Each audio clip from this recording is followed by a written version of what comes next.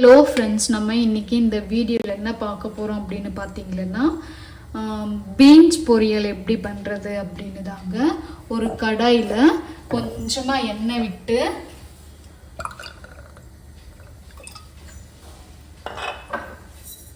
எண்ணெய் சூடானதுமே கடுகு கொஞ்சமாக போட்டு கடுகு பொரிஞ்ச உடனே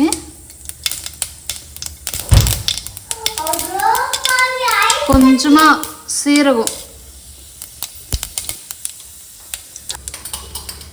இது கூட வெங்காயம், ஒரு மீடியம் சைஸ் வெங்காயத்தை பொடி பொடியா கட் பண்ணி போட்டுக்கணுங்க. நல்லா கோல்டன் கலர்ல நல்லா வதங்கணும்.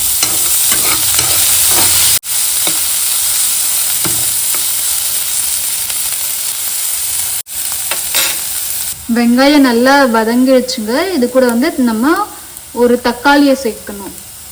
ஒரு பெரிய தக்காளியை நான் சின்ன சின்னதாக கட் பண்ணி இதில் சேர்த்துருக்கேங்க.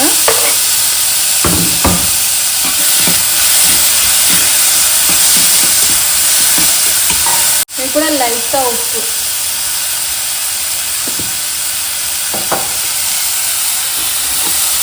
நல்லா வதக்கணுங்க. தக்காளி நல்லா வதங்கின உடனே நம்ம சின்ன சின்னதாக கட் பண்ணி வச்சுருக்க பீன்ஸை இதில் சேர்த்து நல்லா வதக்கணுங்க.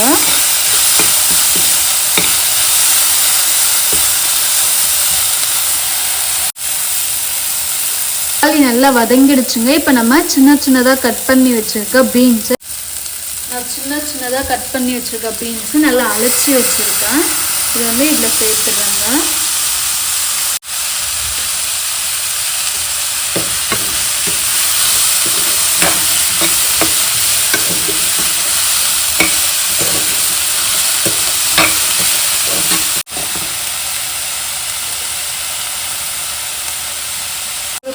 இது கூட ஒரு பிஞ்சு மஞ்சள் தூள், காரத்துக்கு மிளகாய் தூளுங்க ஒரு ஸ்பூன் போடுறேன். உங்களுக்கு தேவையான அளவு காரம்.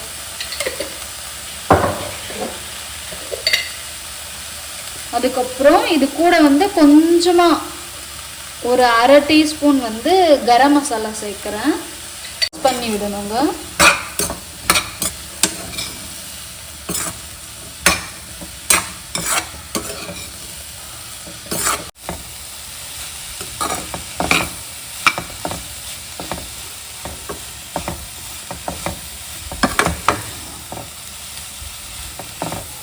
ஒரு டம்ளர் தண்ணியை இதில் ஊற்றி நல்லா கொதிக்க வச்சிடலாங்க. மூடியை போட்டு நல்லா வேக வச்சிடலாங்க. பீன்ஸு ஓரளவுக்கு வெந்திருக்குங்க. இந்த ஸ்டேஜில் ஒரு சீக்ரெட் மசாலா ஒன்று சேர்க்க போகிறோங்க.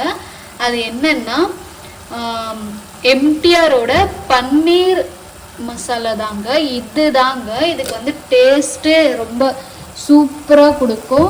இதோட டேஸ்ட்டே இதில் தாங்க இருக்குது. நம்ம இந்த மாதிரி பண்ணால் நல்லா இருக்கும். பட் எம்டிஆர் பன்னீர் மசாலா தாங்க இந்த பீன்ஸோட பொரியலோட டேஸ்ட்டே இருக்குது. இது கூட இன்னொரு இன்க்ரீடியண்ட் சேர்க்க போகிறேங்க. அது என்னன்னா துருவி வச்ச தேங்காய் தாங்க. இதுவும் அதோட சேர்ந்து டேஸ்ட் கொஞ்சம் நல்லா கொடுக்குங்க. ஒரு 2 டேபிள் ஸ்பூன் தேங்காய் போட்டு நல்லா இதை மிக்ஸ் பண்ணிக்கோங்க. டேஸ்ட் செம்மையா இருக்குங்க. நீங்களும் செஞ்சு பார்த்துட்டு எப்படி இருக்கு அப்படின்னு மறக்காம கமெண்ட்ல ஷேர் பண்ணுங்க. இதோட டேஸ்ட் இந்த தேங்காய் அதுக்கப்புறம் எம்டிஆர் பன்னீர் மசாலா இது சேர்த்ததாங்க டேஸ்ட் வேற லெவல்ல இருக்கு. பீன்ஸ் பொரியல் சூப்பராக ரெடி ஆயிடுச்சுங்க. நீங்களும் செஞ்சு பார்த்துட்டு எப்படி இருக்கு அப்படின்னு மறக்காம கமெண்ட்ல ஷேர் பண்ணுங்க. இது நம்மளோட பீன்ஸ் பொரியல் ரெடி ஆயிடுச்சுங்க. ரொம்பவே சூப்பராக இருக்குங்க. மறக்காம நீங்களும் ட்ரை பண்ணி பாருங்க. இதோட சப்பாத்தி வச்சு சாப்பிடும்போது டேஸ்ட் வந்து செம்மையாக இருக்குங்க. நீங்களும் மறக்காமல் ட்ரை பண்ணுங்கள்.